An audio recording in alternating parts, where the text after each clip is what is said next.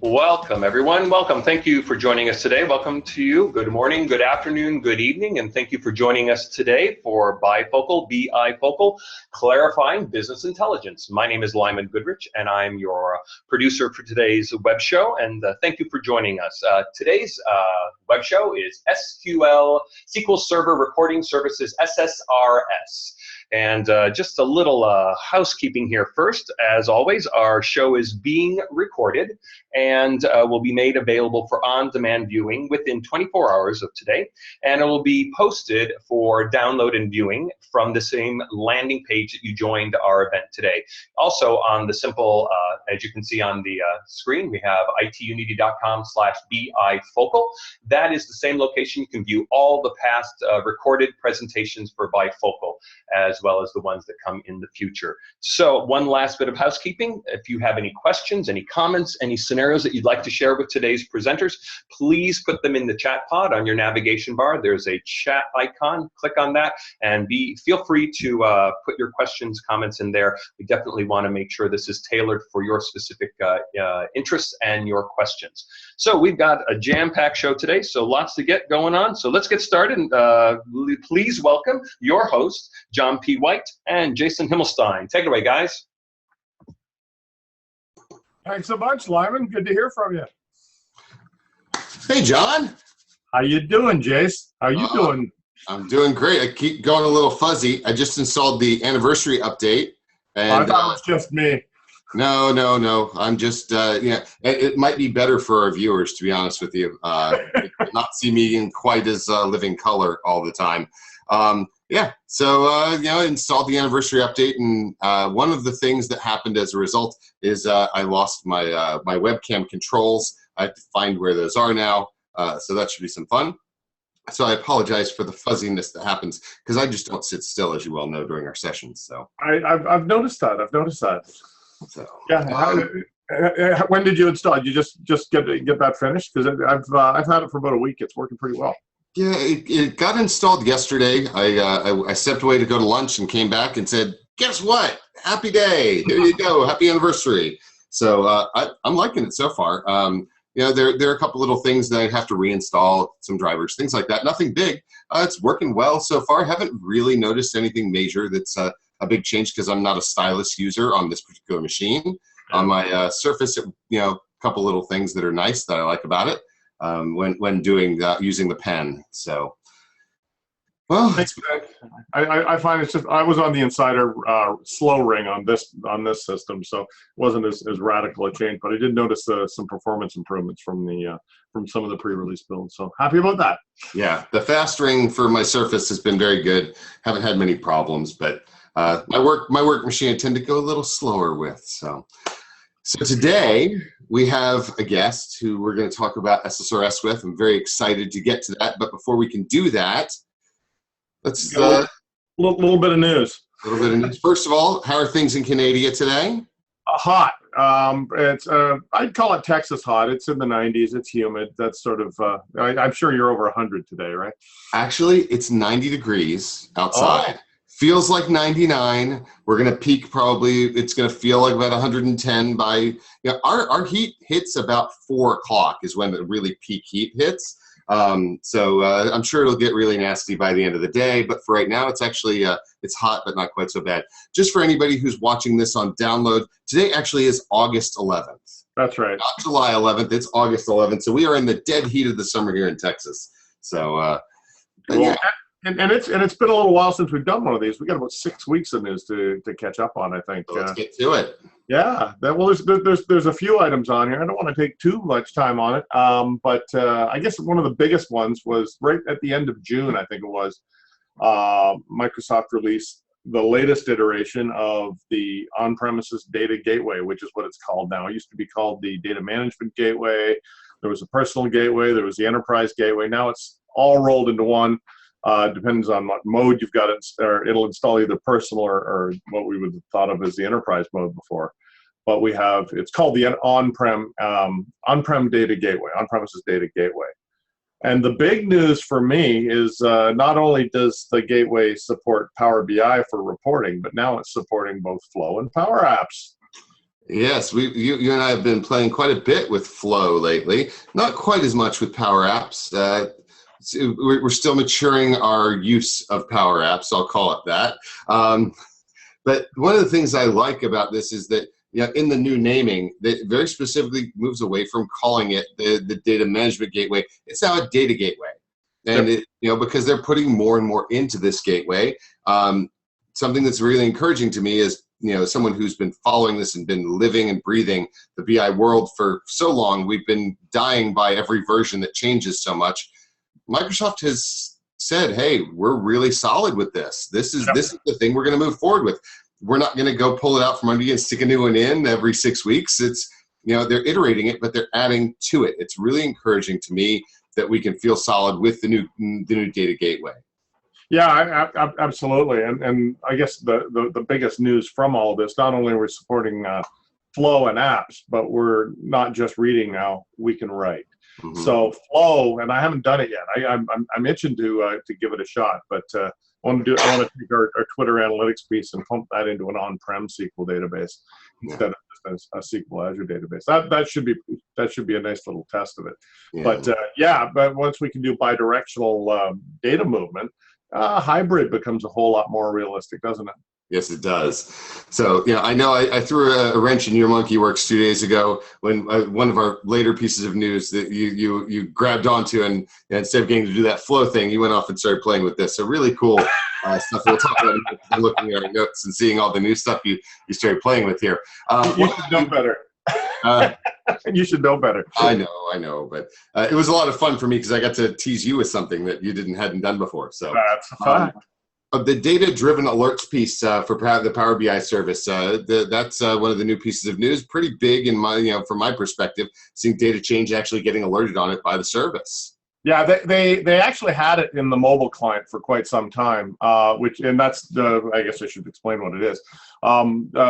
This is the ability to set up an alert so when your data changes to a certain point or beyond a certain level, or whatever your target area is, or whatever your target is, you can be alerted via email. So it's quite funny because I did this when I first saw the announcement and I forgot about it.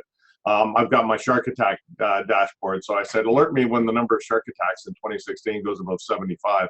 And I think it was on Monday, I got an email, hey, we're over 75 shark attacks, you might want to go check this out. So obviously that's a frivolous, well, it depends on who you are as to whether that's a frivolous example, but you can see, I want to know when the heat goes above a certain level, or the sales level the sales volume falls below a certain level, et cetera, et cetera. So it's a feature they always had in the mobile client, but now they brought it right straight to the desktop, so anybody can use it. So our next piece of news here is about row level security is now in the desktop. Yeah, that's something else that we've had for a little while in the service. I guess only one more month. It got rolled out earlier in the spring. This is the ability to bring row-level security into data models in Power BI without them being in SSAS. SSAS has always been able to do this. But now we can apply row-level security to any data source. And basically, the mechanism is you go into Power BI, you go into the security section, you set up a role. And the problem with this term, we call it row-level security. Some people call it role-level security. And we got to make that distinction. They work together, but we're talking about row level security, so that I'll define a rule for my role, and that will be applied to any rows of data. So if the row of data matches the rule, then I'll be able to see it. Otherwise, I won't be able to see it. And that was a missing piece of the puzzle in the data model side for quite some time. Pretty huge piece of functionality that's now available to us. Yeah, and the big thing about it being in the desktop now. It used to be in the service, but yeah, as soon as you updated your data, that would get wiped out. So that didn't work out that well. It was kind of okay for testing, but now you can apply it into the desktop. So when you make fundamental model changes, they won't get wiped out.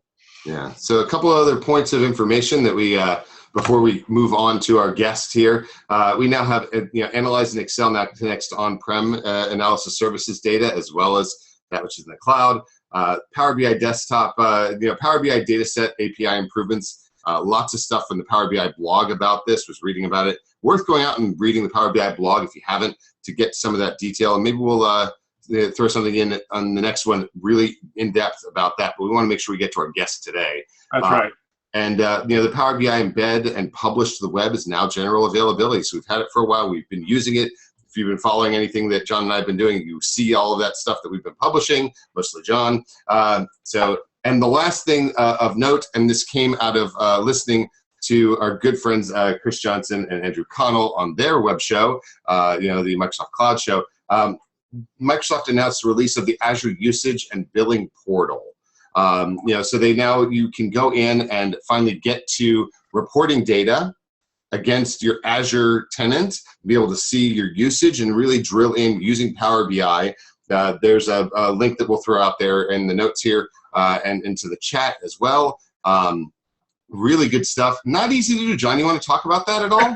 Well, it's not so much a portal that you go to and log into and see your results. It's a pattern, and that means there are a bunch of pieces that you have to. Basically, it's like getting something from IKEA, and hoping you have the tools already. So if you're not happy about starting Visual Studio, you probably don't want to embark on this.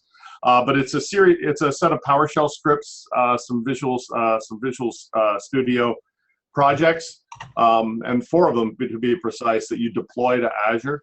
And it's a Power BI desktop template that you can use to consume this data. And basically what happens is you stand up 2 web applications, 2 I still call them worker roles. Yeah, web jobs. Web jobs, thank you.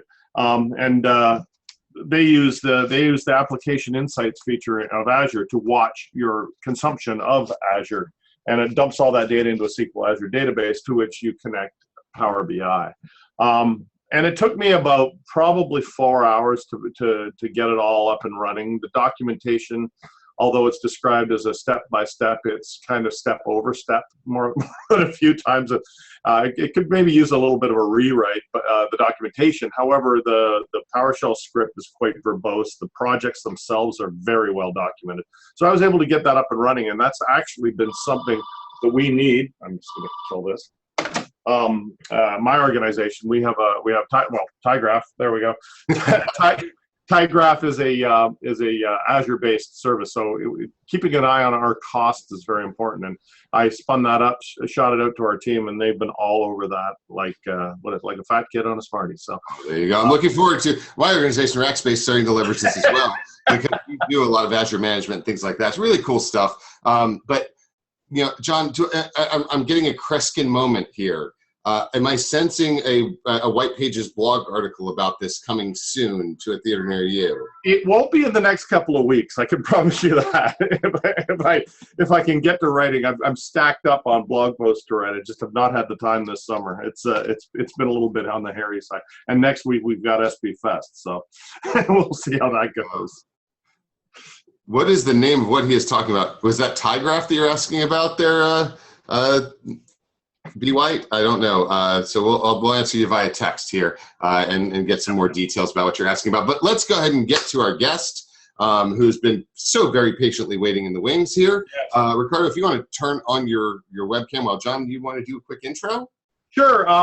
We're lucky enough to have as a guest Riccardo Muti from Microsoft. He's a group manager for Ssrs, and I've never met him in person. But certainly familiar with him from several of the various support forums, etc. He's always the one who jumps in. He's kind of the point guy on Ssrs, if you will. I hope I'm not mischaracterizing you. No, and very importantly to me, he's a fellow Canadian. So, Jace, you are outnumbered today, sir. I am, but I have Texans have a big enough ego that I think they'll be able to balance it out. We'll be okay. Oh, that's fantastic. Well, thanks for coming. Thanks for coming on the show today, Riccardo. Yeah, thanks for having me. Welcome. Definitely a pleasure. I guess that's a little introduction from my standpoint. I mean, we like to get to know our guests a little bit. I just wonder if you could spend a couple of minutes letting the audience know what your path to what you're doing, or how you got to where you are.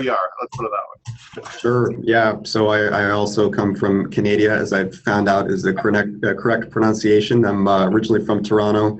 Went to school in Waterloo, which I understand is not too far from you, maybe a half-hour drive, if that. Yep.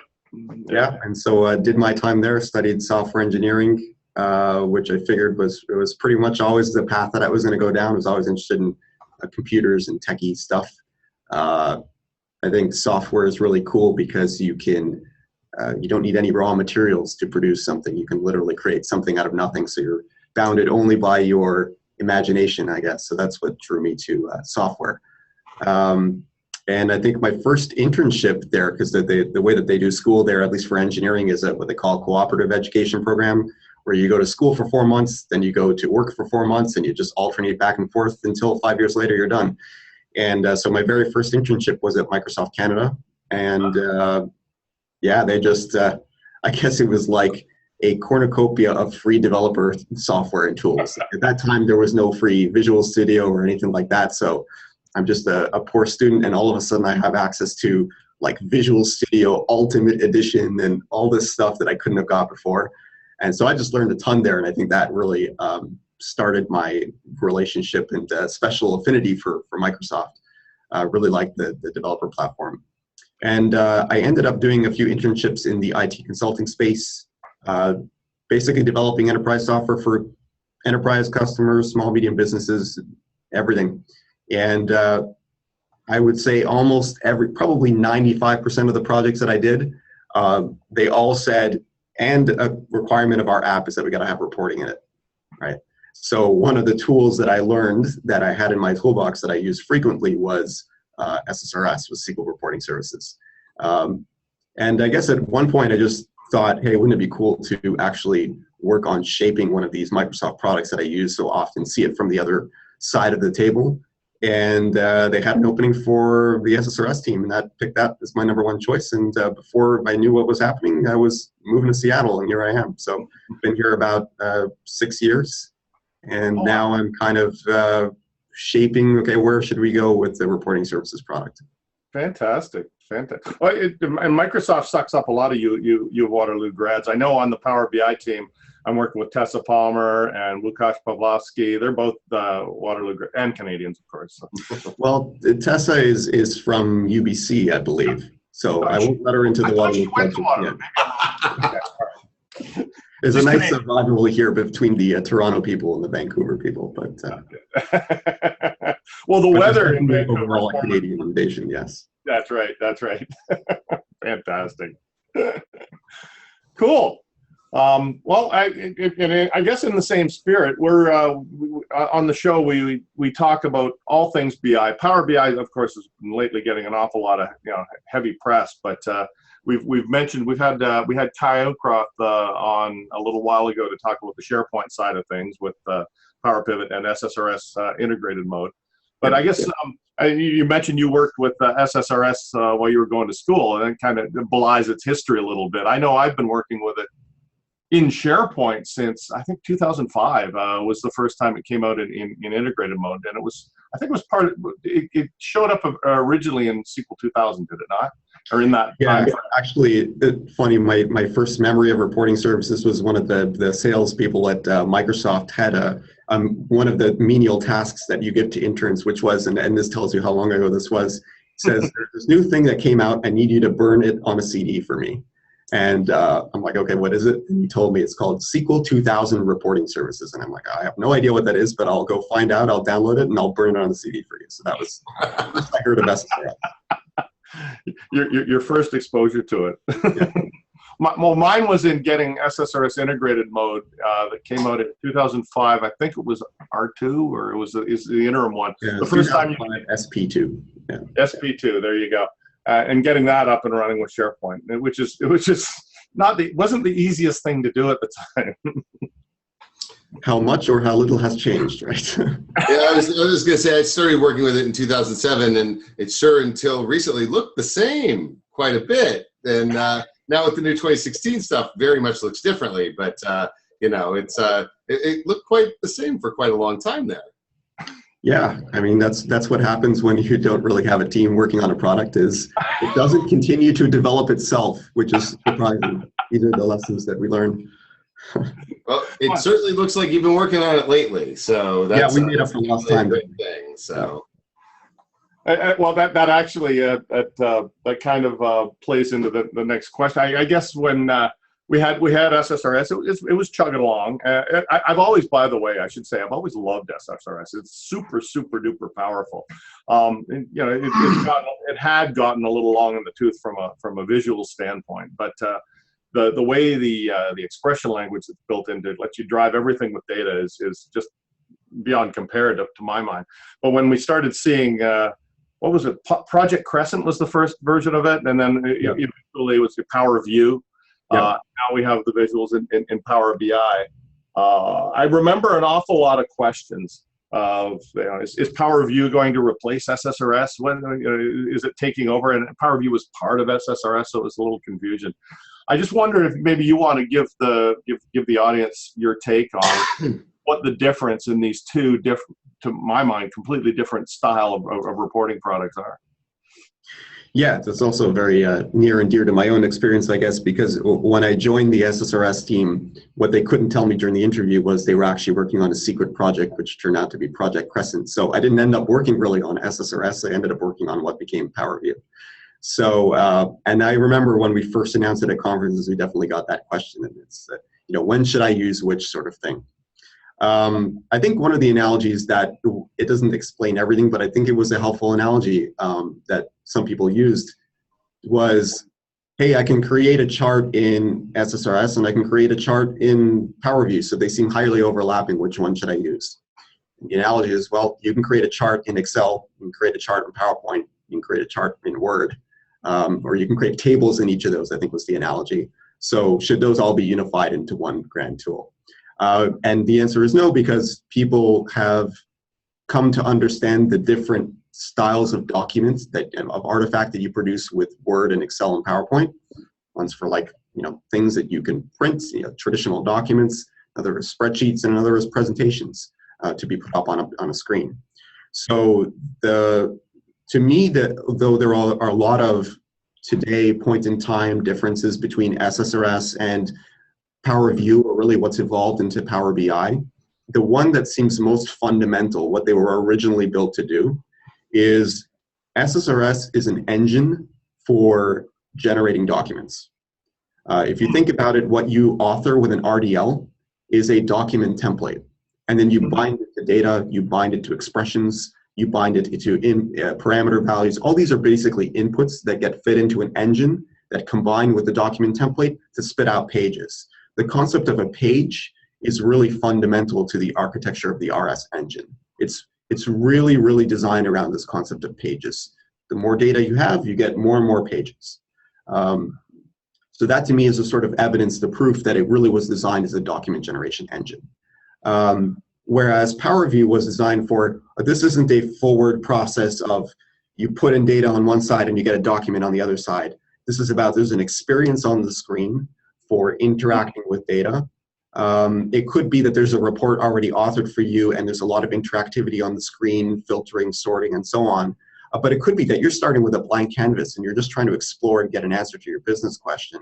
And maybe at the end of it, you end up with a report you want to save, but maybe you don't. So that to me is the key difference. I think, though, I mean, people want some of the goodness in SSRS that's orthogonal to that, like a more powerful expression language, a better printing experience added to Power BI. And so I think there's a little bit more overlap over time. But if I think about the thing 2-3 years from now that will still be the defining difference, that's how I think about it. Yeah, that really, it jives. I like to call them two. You know, they're two different styles of reports. They're one of them is for structured reporting, and the other is for analytical reporting. So one's for answering questions you know you have, or anytime you want it to be printed, use SSRS. If you want to answer a new question, use Power View, Power BI, you know, whatever. That makes complete sense. So. Yeah, certainly. Yeah, another way to describe that would be Power BI has some limited printing capability, right? So it's not completely not printer friendly. On the other hand, SSRS does have some interactivity, so it's not completely static. But if you think about what you want to optimize for, do I want to optimize for the most rich interactive experience on the screen? Power BI. Do I want to optimize for that very precisely formatted output that's suitable for generating PDFs or printing? SSRS. Yeah, that's it. Now, anytime someone says the word drill through to me in the context of SSRS, I tell them they're using the wrong tool. That's to me, and let's see if I can put it as in my plain type of speak. Power BI is for active, and SSRS is for passive consumption of data. You want to actively work with it and drill in, then you're in Power BI. If you want to passively consume data, then SSRS is your tool. And I really like the way that you explained that, Riccardo. Thank you very much for that. Yeah, and people use the term operational reports. Sometimes the active is outside of the software, and sometimes they get their, these are our orders that we got to fill today. It's not really analytical, it's operational. And here's the report, and now I'm going to go do something in the real world with that information, but that's the end of that in the report. Cool. makes perfect sense. Makes perfect sense. Okay, now that we've done that to death, I guess we've touched on. I mentioned my first experience with SSRS was in SharePoint integrated mode, and it's had a few lives. But all along the way, we've also had this native mode SSRS. Yeah. It's a bit of a two-headed beast, and for quite some time, it's been looking like SharePoint integrated mode was definitely the way to be going. That's where all the new features were. That's where PowerView was. It continues to be where PowerView lives. If you need to use PowerView in the context of SharePoint, you need to have an integrated mode experience, which led a lot of people to think, well, native mode is being abandoned. It's not the way to go. But that certainly doesn't appear to be the case anymore, does it? No. Yeah, I mean, I can think back to PowerView when you literally needed to choose SharePoint mode to be able to get that experience. I think we, and at least I, certainly think about that differently. I think there's something to be said for having a better together story with SharePoint. What's very clear to me is that enterprise customers who have SharePoint want to have some story for how they can embed and integrate content into SharePoint. That's clear. But this idea that SharePoint is our BI platform and is you need to get SharePoint and you need to deploy SharePoint and integrate with SharePoint to get our latest and greatest BI functionality, to me, doesn't make sense. Yeah. So we look at SharePoint as it's something that people want to do, but it should be an optional, better together story. And you're talking to two SharePoint guys who happen to agree with that. Yeah, it's telling when the SharePoint people can also get behind that and also agree with that as making sense. Yeah, I like to look at it. It runs with SharePoint, not runs on SharePoint now, and that's all for the better. Yeah, that's another good way of putting it. I love the fact that as we move forward with SharePoint, SharePoint's getting better and better, partly because we're moving things out of the engine, leveraging the right places to do them, and giving the best experience to the end user. Now, it's important in order for that to happen that a lot of customers want SharePoint to be that single pane of glass. They want them to be able to go, whether it's into Office 365 or SharePoint on-prem or the hybrid story that's there, and be able to go to one place, get everything. The user doesn't need to care where they are. They just need to be able to get to the data that they need to get to, and being able to have that better together story is what's really crucial. And where we're speaking for myself and John, where we've been really excited about what's been happening over the course of the past year. So, yep. Yeah, it gets to a point though. If you're I'm just trying to figure out how to approach this. First off, I guess we'll talk a little bit about the features with 2016. Well, maybe we should talk a little bit about what's new in 2016. Why we've alluded to the fact that SSRS kind of I don't want to use the word stagnated because it didn't. It was very mature and it was very fully featured. But it got basically a facelift. Microsoft, I assume, decided that they needed to double down on the on-prem BI investment. SSRS was, I think, rightly chosen as the vehicle for doing that. What's been added to the core SSRS product to accomplish it? I think if somebody asked on Twitter recently, they're like, can somebody give me the short answer of what's new in SSRS 2016? And somebody else answered everything. High level, yeah. Yeah. I think if at a very high level, right, that the two goals for this particular release of 2016 were, number one, to deliver what was overdue, frankly, which is an on-premises solution to mobile BI. Because not having a mobile BI story in the mobile computing era was really not tenable. So we thought, looking at DataZen, which we acquired about a little over a year now, that they really had the best experience on mobile, and really especially on a phone. Like if you see their experience on a phone, it was really evident that they designed mobile first, phone first. It wasn't an afterthought to say, well, now how do we get this to work on a phone? So we acquired DataZen, and then the thinking was that was better off as a workload within the SSRS platform, where you could reuse data connections, you could reuse data sets, rather than this totally separate server platform. And on the mobile side, it's one less mobile app for your end users to install. They just use the Power BI mobile app. So mobile reports added as a workload to SSRS was the one major thing. The other major thing I could really summarize the whole theme of as the product was not in a healthy state because it had been left unattended for a few years. And so we just needed to modernize it. Modernize it visually. I mean, if you look at it, you will not even recognize that it's SSRS, both the product itself and what your reports look like by default. But also under the hood, things like it worked properly in modern browsers, things like printing working cross-browser, things like the email functionality working with modern email servers and the security requirements that they impose. So those are the two big investments that we made. There's a bunch of other stuff, but those are the big two. That the reporting portal is a pretty stark change. If you're going from the old style, couple of icons on a white piece of paper, essentially, to this, frankly, great looking. I really love the look of it. Dashboard, and that's the word I want to use when I describe the new reporting portal. And I don't want you to speak out of school, but boy, KPIs. That's interesting. I mean, that never used to be in the product. You'd almost think you were trying to get all the functionality from Performance Point in there. Well, I'm going to punt on that question and say that the KPIs actually came from DataZen, which they did. Yes, I no doubt. Yeah. Yeah, I think that it seems like a simplistic feature, and yet I think it's really transformative to the product, because the way I think about it is, no matter what we did with the portal aesthetically, you go to the portal and you see a bunch of reports. Staring at a bunch of reports itself doesn't really tell you anything about how your business is doing. You have to go and dig into the reports where you get a lot of detail. The detail is great, but there's no at a glance. So those KPIs are giving you a ton of information at a glance, and then you can go and drill through to reports with all the details. So I think they're very complementary and makes a great solution together. That's fantastic. And just to I guess to circle back on some of the SharePoint stuff, we've been talking about all these new investments. Now, they're not all available in integrated mode, are they? No, they're not. And I mean, I think that speaks to the fracturing of the product really into this native mode and SharePoint mode that are two very different code bases, architectures, implementations. And I don't think that that's the way forward for us. It's extremely heavyweight and complicated for our customers to go and deploy that SharePoint integrated mode. And it's very, in this case, cost prohibitive for us to just deliver all the features we want to deliver and do them twice effectively for some of them in SharePoint integrated mode.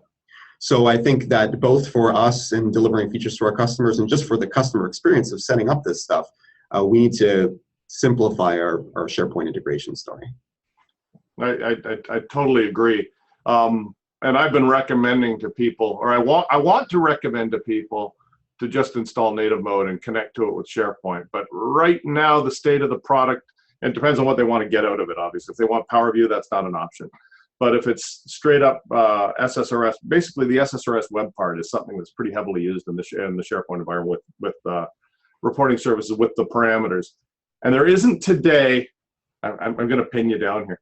There isn't today a real good story for connecting to native mode. There's the old style web parts, but they don't, support parameters, et cetera, et cetera. I don't know if you can comment on what the plans are in that area from a SharePoint integration standpoint. Yeah, I can comment a little bit because I know to a certain degree what we definitely have evidence is the thing that we need to do. If you look back at the history of SharePoint integration, the first thing we did was, I think, there's something to be said about going back to basics of the original problem that we're trying to solve. Like I said, 90% of customers, when they're asking about SharePoint integration and you probe and ask what they're really trying to do, well, I want to embed a report onto a SharePoint page. Okay, with parameters and with all that sort of stuff. Okay, so we shipped the web part. Before we even had SharePoint integrated mode, that was the first thing we shipped, was a web part. That web part had a V1 and never really had a V2 to add things like parameters, which are the next logical thing to add. So our plan is to go and do that. And notwithstanding whatever you do with a heavier SharePoint integrated mode, many customers, I might even argue most customers, are looking for that. And that, you know, the web part infrastructure that was used 10 years ago is a little bit different from now. The browsers that people are using is different. So there's definitely an investment that we'll have to make in that.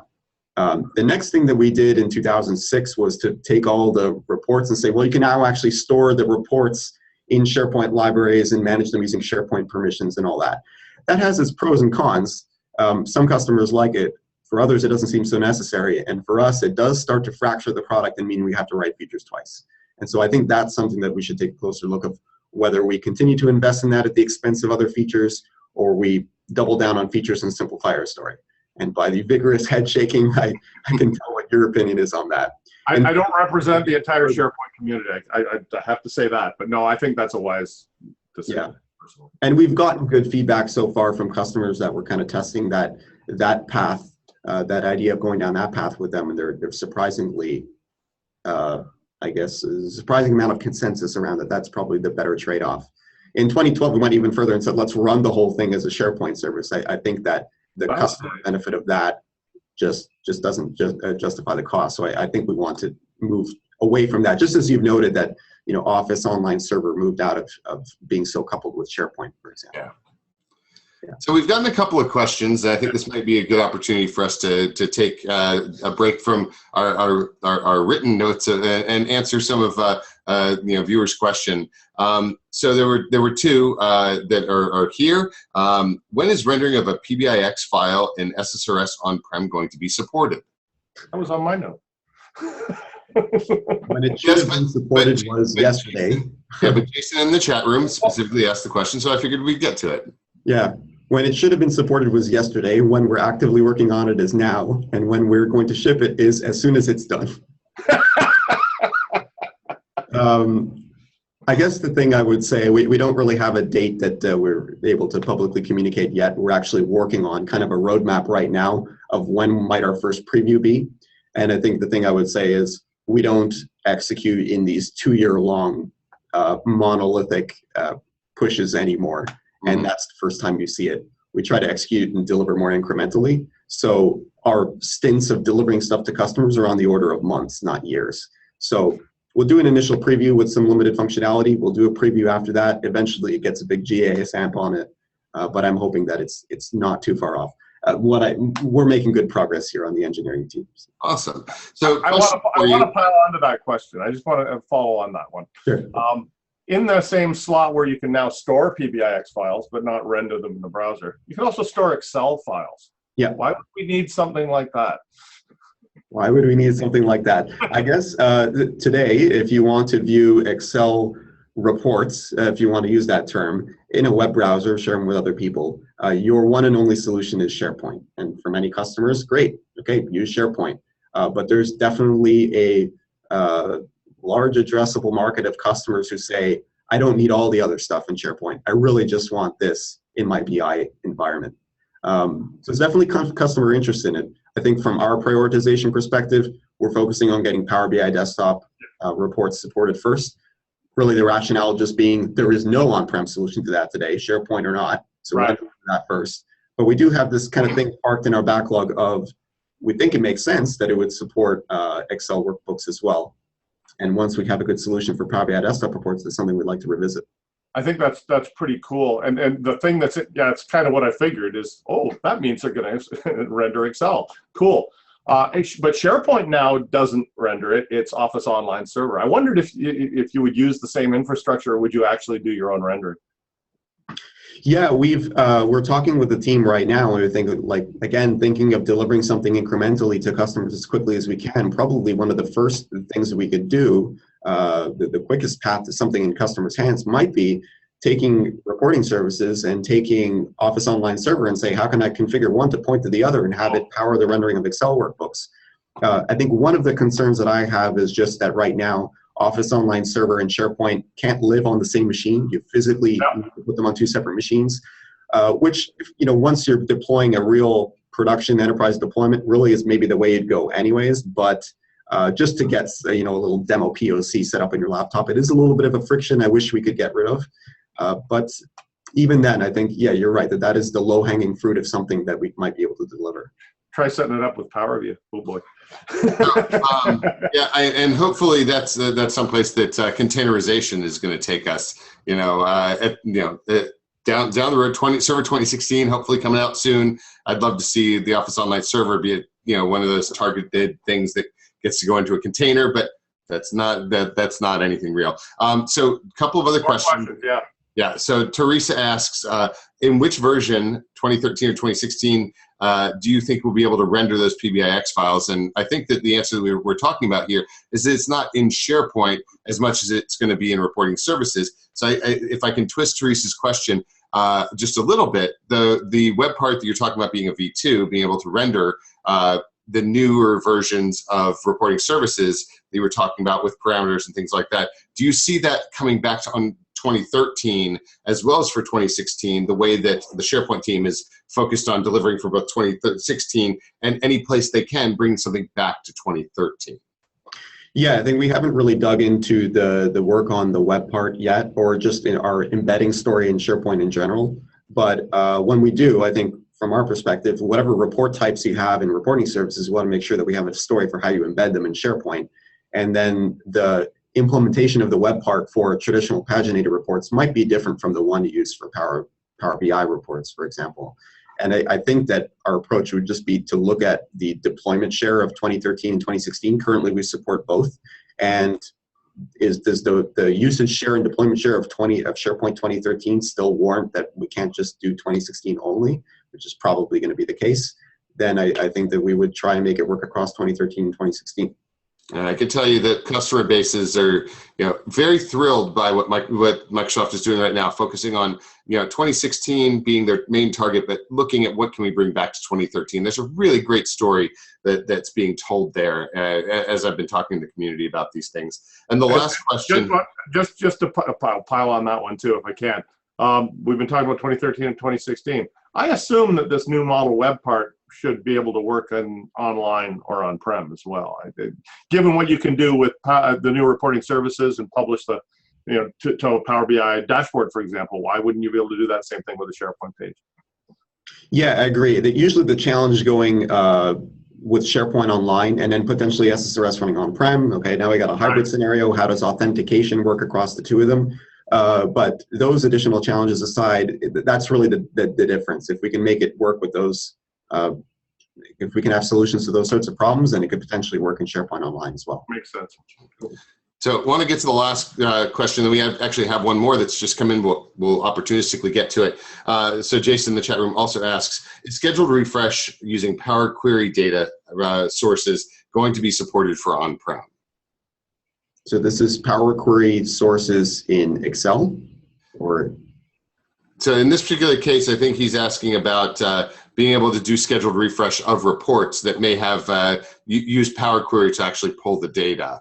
I think that might be a question for SSAS. I think you're right, but I still wanted to throw it out there as I asked the question. I think we're going to have to take that one up offline with you, Jason. So if you want to DM John or myself on Twitter, we're happy to try and chase down an answer for you to that. Cool. Oh, wait, okay. And the last question we had was, DataZen Publisher had a great feature with templates that could be modified. Will the mobile report publisher have a roadmap towards this? Yeah, that's something that we consider, but at this moment, it is one of the things that's changed from DataZen Publisher to mobile report publisher. DataZen Publisher was interesting. It was both a publisher app and a viewer app. So like you could browse your catalog of what was then called DataZen dashboards, and then create a new one or open one of those and then use it as a template. The new publisher, they decided to focus it more on the same way that Power BI Desktop works, the same way that Report Builder works. It's like a one document at a time sort of experience. In that design change, they did lose that screen effectively where you got to choose a template. I guess I would say just depending on customer feedback, we'd use that to determine the priority of bringing it back. Is there a user voice site for SSRS on that, just on that point? Right now, because it's SQL Server branded, it flows up to SQL Server, and they use Microsoft Connect as opposed to user voice. Personally, I prefer user voice, but we'll see whether that changes. But right now, it's Microsoft Connect. I would imagine it's probably going to change by the end of the year. So, right? Do you know something I don't know? I'm not going to speak out of turn. I'm just guessing that you guys are probably going to change that by the end of the year, I hope. But neither here nor there, different things. The one last question I had for you, Riccardo, for people who want to stay up on the latest and greatest stuff regarding reporting services, is there a blog site that you guys publish to? A lot of us follow blogs.office.com. I'm sure that lots of stuff shows up there. John and I always talk about the Power BI blog. Is there one specific that you guys are publishing reporting services only stuff to that we should be looking at as well? Yeah, I would follow there's a reporting services team blog. And if you just search for that, you'll find it. But we have a nice little short URL. It's aka.ms/SSRS blog, and you'll get there. We also have a Twitter account. It's SQL Server BI. If you go there, we usually post links to the blog post there. So that's another thing to follow. So aka.ms/SSRS blog. Is it all caps or is it lowercase or does it matter? I don't think it matters, but lowercase. SSRS blog. All right, I'm throwing that into the chat here just so everybody has it because I think it's one that's important for folks to go ahead and start taking a look at. Yeah, great. Cool. Yeah, well, I've got one more question on my list, so I'm just going to fire it away at you. One of the nice new things, if you look at the DataZen visuals, or I guess we should call them mobile publisher visuals now, they're gorgeous. The new you're calling them paginated reports, so I'll stick with that. The new paginated report visuals really look good. In fact, they look exactly like the Power BI visuals. Now, yep. I'm curious as to whether or not they're actually the same, or they're just designed to look the same, because the Power BI uses the D3 JavaScript library. Has that been integrated in there as well, or are we just making them look the same style sheets and stuff? Yeah, that has not been integrated yet. It wouldn't work with all the functionality that SSRS offers. SSRS, again, designed as this sort of document generation engine, which even has to generate these things unattended, like by email and stuff when there's no actual user running a browser. It runs all these things server-side, and so it's a GDI-based framework, not a JavaScript-based framework. But I'm glad that we did a good job at making them look so similar that you wonder whether they're the same. Yeah, you did. Well, I heard an interesting story. I can't remember who I was talking to, but when the announcement was made in what was September 2015, that we're doubling down on-prem and look at all the new the box is back was the big tagline. That there were a bunch of SSRS visuals that were published, and they're on the blog post with the announcement, and they look fantastic. But I was told that they were actually built with Reporting Services 2014, and somebody spent an awful lot of time changing the styles and the looks and the thickness to have a more modern look to it. So that's telling right there. Yeah, that somebody was me. Oh, is that right? It was great. My hypothesis, I guess, was, okay, we don't right now have the time to totally rip out the visual stack of SSRS and do all the other stuff we want to do. But the visuals, like you said, are so flexible. You open the property pane, you see 100 properties that you can change. You can customize like the color of the cap on the pointer on the gauge. It's just crazy. Yeah. So I thought, I think really we could have a better default and really make the visuals look really modern, really aligned with the one in Power BI. So before we went and wasted engineering resources on doing it, I thought, let me do a little quick test and see if that's really true myself. So I painstakingly went through and created this report that looks like Power BI visuals. And then I published it to people and didn't tell them how I created it. Eventually, I let the cat out of the bag and said, I actually created this with SSRS 2014. And it's funny, it was so convincing that I had at least one guy swear up and down that those visuals did not exist in SSRS 2014 and that I must be lying. And I said, well, we haven't done any engineering work yet to change these visuals, so that the product that you're telling me I must have used doesn't exist yet. So. It's really not nice to call Satya out on a public webinar. Just kidding. So, no, that's awesome, man. Well, do we have any other questions from our chat room, or John? Do you have anything else for Riccardo at this point? I have found this is covered. Yeah, I'm good. I have found this to be a fascinating hour with you, Riccardo, and I'm highly encouraged for the future with what I've been seeing coming out of your team as well as the others. John and I are getting ready to do a full day. Well, John's going to spend the full day. I'm only going to spend 3/4 of the day with him in Seattle next week at SharePoint Fest, talking about all this awesome stuff. The entire BI stack and whatnot. So very excited to do that again. Hopefully, I don't know if you're around next week, and if you can sneak out to SharePoint Fest, come out and have a beer with us. We all like to share pint, we don't generally report how many pints, so there's not much reporting involved in it. It should be a very good time. To the comment from Scott in the chat room, congrats on SQL 2016 on Azure. We love that path. Any comments about anything about reporting coming in Azure at this point from an SSRS perspective?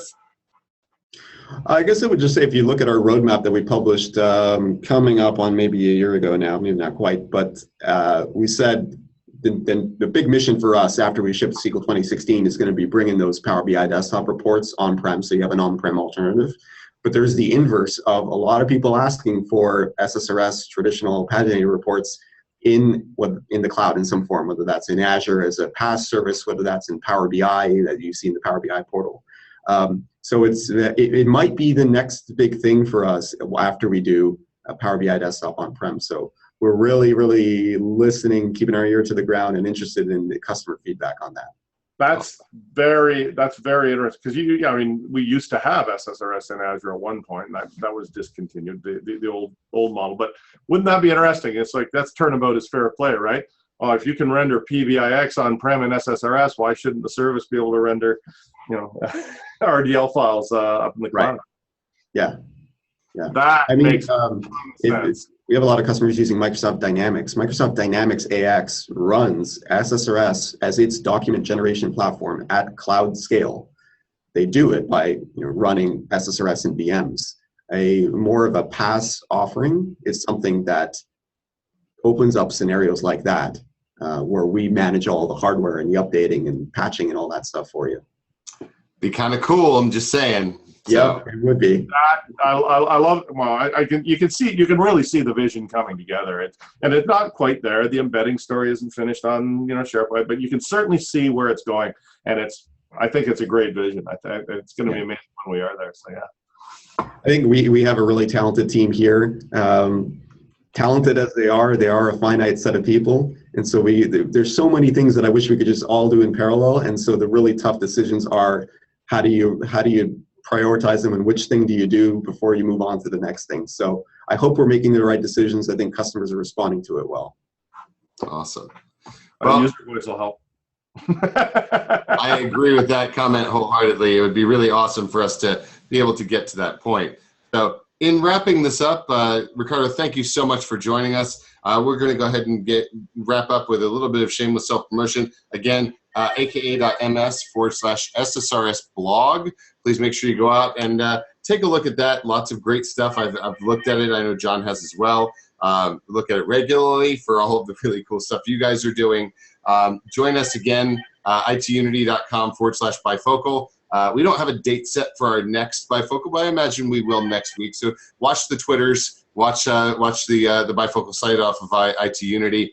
You never know what you're going to find popping up sooner than later as well. If I can corner John into doing more stuff, you never know. But for John and myself, we look forward to seeing folks in Seattle next week at SharePoint Fest, and then following that, both John and I will be out at Ignite. And Riccardo, I don't know if you're going to be out there as well, but September 26th to the 30th, I know John's doing a session on BI. I'm doing a couple of panels and some other stuff, and we'll be at the Ask the Experts session as well.